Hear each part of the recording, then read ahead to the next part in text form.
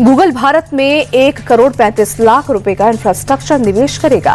जल्द भारत में full stack AI hub स्थापित होगा। गूगल के सीईओ सुंदर पिचाई ने समिट में कहा है कि एआई अरबों लोगों की जिंदगी बदलेगा। हमें उन क्षेत्रों की समस्याओं को सुलझाने के लिए भी उतना ही साहसी होना चाहिए जहां अब तक तकनीक की पहुंच नहीं थी। टाटा ग्रुप देश का पहला नेक्स्ट जनरेशन डाटा सेंटर बनाएगा। टाटा ग्रुप ने ओपन एआई के साथ साझेदारी की है। एआई इम्पैक्ट समिट में टाटा ग्रुप के चेयरमैन एन चंद्रशेखर ने भारत का पहला बड़े पैमाने पर ऑप्टिमाइज्ड डाटा सेंटर स्थापित करने के लिए कहा है। उन्होंने कहा है कि एआई देश की ताकत बन रहा है। पीएम मोदी के विजन में भारत ने एआई को एक स्ट्रैटेजिक नेशनल कैपेबिलिटी के तौर पर देखा है। यूपी में बीजेपी अब सभी 403 सीट पर भगवा लहराने की तैयारी में जुट गई है।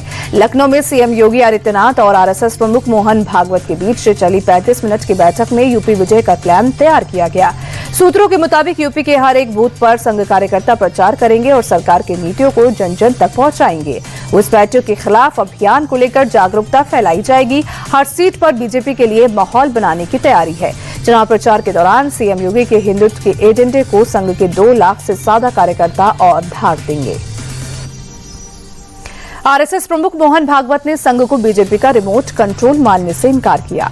लखनऊ में एक कार्यक्रम के दौरान संघ प्रमुख ने कहा कि संघ के स्वयंसेवक बीजेपी में जाते हैं, वहां आगे भी बढ़े हैं, लेकिन ये कहना गलत है कि संघ बीजेपी को चलाता है। मोहन भागवत ने अमेरिकी टैरिफ पर भी करारा जवाब दिया।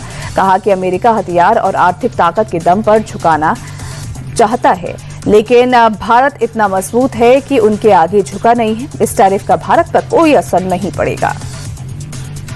बीजेपी के राष्ट्रीय अध्यक्ष नितिन नवीन ने असम में हर एक बूथ पर 50% से ज्यादा वोट खींचने का लक्ष्य तय कर लिया है।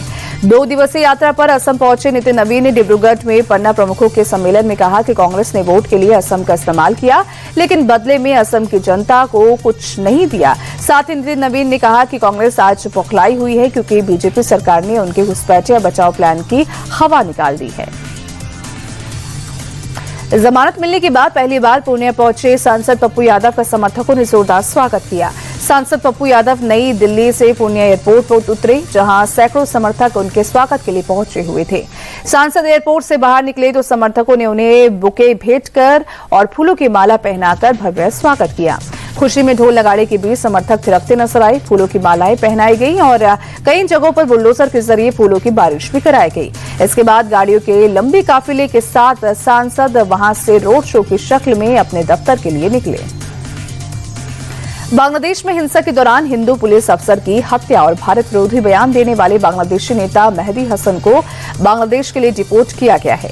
शेख हसीना सरकार के खिलाफ विरोध के दौरान हसन का नाम हिंदू पुलिस अधिकारी की हत्या करने में आया था। फिलहाल मेहदी हसन दिल्ली में मौजूद था, जहां से वो फिनलैंड जाने की फिराक में था और वीजा का इंतजार कर रहा था। पुणे में शिवनेरी किले पर शिव जयंती के अवसर पर भारी भीड़ के चलते भगदड़ मच गई। यहीं पर छत्रपति शिवाजी महाराज की जन्मस्थली है। भारी भीड़ के कारण अंबरखाना के नीचे हाथी दरवाजा क्षेत्र और गणेश दरवाजा जैसे संकरे मार्गों पर अत्यधिक भीड़ जमा हो गई। रास्ते संकरे होने और एक साथ बड़ी संख्या में लोगों के आगे बढ़ने से अचानक भगदड़ जैसी स्थिति बन गई।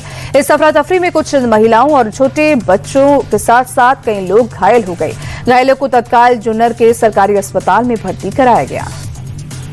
लॉरेंस बिश्नोई गैंग में ड्रग्स सिंडिकेट के आरोपों से जुड़ी लेडी डॉन खुशनुमा अंसारी उर्फ नेहा को पुलिस ने अरेस्ट कर लिया है।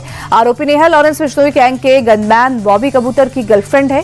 बॉबी कबूतर लॉरेंस बिश्नोई गैंग को हथियारों की खेप मुहैया करवाता है। बॉबी कबूतर की गिरफ्तार गर्लफ्रेंड मैडम जहर नॉर्थ ईस्ट दिल्ली में एक ब्यूटी पार्लर चलाती है और उसकी आड़ में बॉबी कबूतर और गैंग के गलत कामों का भी हिस्सा थी। पंजाब की विरासत को प्रमोट करने के लिए मान सरकार कई कदम उठा रही है। इस बीच मुख्यमंत्री भगवंत मान ने युवाओं से अपना एक और वादा पूरा किया। किला रायपुर में रिवायती खेलों का आगाज हुआ है। इसके तहत घुड़सवारी समेत कई खेलों का आयोजन किया गया है। सरकार का मकसद ग्रामीण ओलंपिक के जरिए युवाओं को विरासत से जोड़े रखने का है। अमेरिकी राष्ट्रपति ट्रंप ने आज वॉशिंगटन में गाजा पीस बोर्ड की मीटिंग बुलाई है, जिसमें सदस्य देश गाजा के पुनर्निर्माण के लिए $5 अरब से ज्यादा की फाइनेंशियल मदद और सुरक्षा इंतजाम का ऐलान करेंगे। ट्रंप के मुताबिक कुछ सदस्य देशों ने गाजा में शांति और सुरक्षा बनाए रखने के लिए इंटरनेशनल स्टेबलाइजेशन फोर्स में सुरक्षा बल भेजने का भी भरोसा दिया है। भारत ने अभी इसमें शामिल होने को लेकर कुछ तय नहीं किया। टीम इंडिया के बल्लेबाज अभिषेक शर्मा का खराब फॉर्म नीदरलैंड्स के खिलाफ भी जारी रहा। अभिषेक लगातार तीसरी बार शून्य पर आउट हुए हैं। T20 वर्ल्ड कप में अभिषेक अब तक खाता भी नहीं खोल सके हैं।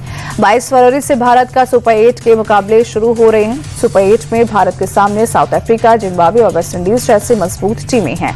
ऐसे में अभिषेक का बल्ला नहीं चलना टीम के लिए चिंता की बात है। T20 वर्ल्ड कप के आखिरी लीग मुकाबले में साउथ अफ्रीका ने यूएई के खिलाफ 6 विकेट से एकतरफा जीत हासिल की है। पहले बल्लेबाजी करने उतरी यूएई की टीम 20 ओवर में 122 रन बना पाई, वहीं जिसे साउथ अफ्रीका ने आसानी से चेस कर लिया। साउथ अफ्रीका के लिए कॉर्बिन बॉश ने 3 विकेट लिए, वहीं कॉर्बिन बॉश को प्लेयर ऑफ द मैच भी चुना गया। साउथ अफ्रीका पहले ही सुपर 8 में क्वालिफाई कर चुकी है। 22 फरवरी को साउथ अफ्रीका की टीम का मुकाबला भारत से होगा। T20 वर्ल्ड कप के महामुकाबले में भारत से मुंह की खाने के बाद भी पाकिस्तानी खिलाड़ियों के बड़बोलेपन में कोई कमी नहीं आई है। T20 वर्ल्ड कप के फाइनल को लेकर पाकिस्तानी टीम ने बड़ा दावा किया है। टीम के खिलाड़ी शादाब खान और मोहम्मद नवाज ने कहा कि हमारा फोकस फाइनल खेलने पर है। दरअसल दोनों खिलाड़ियों से सेमीफाइनल खेलने पर सवाल पूछा गया, तब खिलाड़ियों ने कहा कि हमारी टीम फाइनल खेलने की तैयारी कर रही है। भारत और अब पाकिस्तान के तनाव का असर क्रिकेट में भी बढ़ गया है। इसी के चलते भारत से आईसीसी टूर्नामेंट की मेजबानी को शिफ्ट करने की तैयारी है। 2029 चैंपियंस ट्रॉफी और 2031 का वर्ल्ड कप भारत में होना है, लेकिन पाकिस्तान की टीम भारत में खेलने नहीं आएगी, जिससे आईसीसी के सामने नई चुनौती खड़ी हो गई है।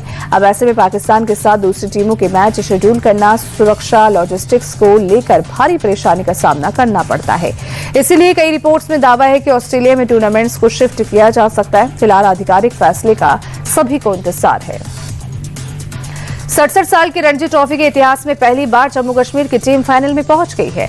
टूर्नामेंट के दूसरे सेमीफाइनल मुकाबले में टीम ने 2 बार के चैंपियन बंगाल को 6 विकेट से हराया। टीम को दूसरी पारी में जीत के लिए 126 रन का टारगेट था। टीम के लिए गेंदबाजी में आकिब नबी ने मैच में 9 विकेट लिए। ऐतिहासिक जीत पर जम्मू कश्मीर के मुख्यमंत्री उमर अब्दुल्ला ने टीम को बधाई दी।